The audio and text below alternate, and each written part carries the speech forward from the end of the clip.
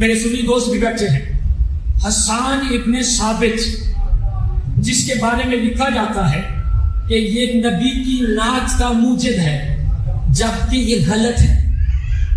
جملہ نازک ہے اگر سمجھے، جب یہ وہاں تھے تب ابو طالب کا دیوان مکمل ہو چکا تھا۔ نہیں توجہ کی آپ نے، یعنی جب یہ مسلمان نہیں ہوئے تھے ابو طالب کا دیوان جو نبی کی شان میں لکھا گیا وہ مکمل ہو چکا تھا،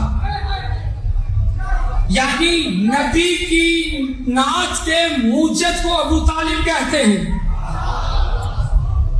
اب یہ حسان بن ثابت جس نے سب سے زیادہ بعد از ابو طالب نبی کی شان میں نعتیں لکھی، اور تاریخ یہ کہتی ہے کہ سب سے زیادہ جس نے نبی کی شان میں نعتیں لکھی اس نے پورا غدیر کا ایک چیپٹر لکھا، پوری غدیر شاعری میں لکھی۔ اسے کسی نے طنز دیا، تو نبی کی شان لکھتا ہے، آج علی کے بارے میں کچھ سنا؟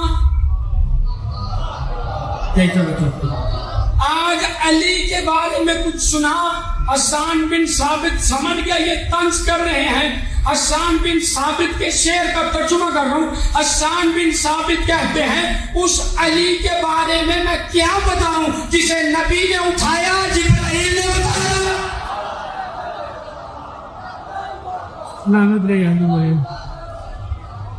جسے نبی نے اٹھایا جبرائیل، فتح مکہ کوڑے، ایک منزل۔ چلو ایک نئی منزل بولتا ہوں، جو ابھی تازہ حج کر کے آئے ہیں وہ تائید فرمائیں، قرآن کی آیت ہے، علماء تصریح فرمائیں، ان الصفا والمروہ من شعائر اللہ، صفا اور مروہ اللہ کی نشانیاں ہیں۔ صفا مروہ کیا ہے؟ یہ پہاڑی، اس کی حقیقت کیا ہے؟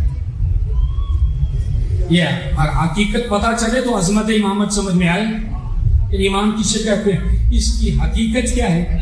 پیغمبر اسلام، اب اس روایت میں اختلاف ہے، عمرے کے لیے گئے یا حج کے لیے گئے، لیکن پیغمبر گئے۔ صحابہ کو جیسے ہی احکام حج کروائے تو صحابہ سے کہا کہ یہ صفا اور مروہ کے درمیان دوڑو، بھاگو نہیں۔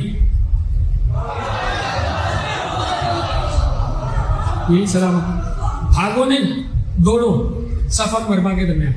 تو صحابہ نے کہا یہ اپنے سے ایک دوسرے کے ساتھ، یہ نبی کیا کہہ رہے ہیں؟ صفا اور مروہ کے درمیان دوڑو۔ ایک بت ان کا صفا پہ پڑا تھا، ایک مروہ پہ پڑا تھا۔ مروہ نکلا ہے امرا سے، مروہ پہ اتری تھی ہاجرہ، اس لیے اسے کہتے ہیں مروہ۔ اور صفا نکلا ہے صفی سے، آدم کو کہتے ہیں صفی اللہ، اور آدم اترے تھے صفا پہ، اس لیے وہ بن گیا صفا۔ تو سمجھے انہوں نے جو صفا تھا اس پر مرد کا بت رکھا تھا، جو مروہ تھی اس پہ عورت کا بت رکھا تھا۔ اب نام بھی سن لے، جو مرد کا بت تھا اس کا نام تھا یافس، اور میں دوسرا نام بتاؤں اور آپ خاموش رہ گئے تو مجھے دکھ لگے گا۔ جو مرد کا بت تھا اس کا نام تھا یافس، جو عورت کا بت تھا اس کا نام تھا نائلہ۔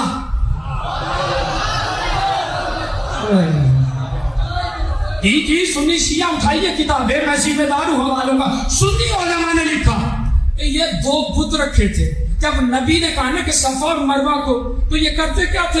یہ کرتے تھے کہ جب صفا اور مروہ کے درمیان عالم کفر میں چکر لگاتے تھے تو جب مروہ آتے تھے تو مرد والے بت کو سجدہ کرتے تھے، جب صفا آتے تھے مرد والے کو، جب مروہ جاتے تھے عورت والے بت کو۔ صرف یہ نہیں،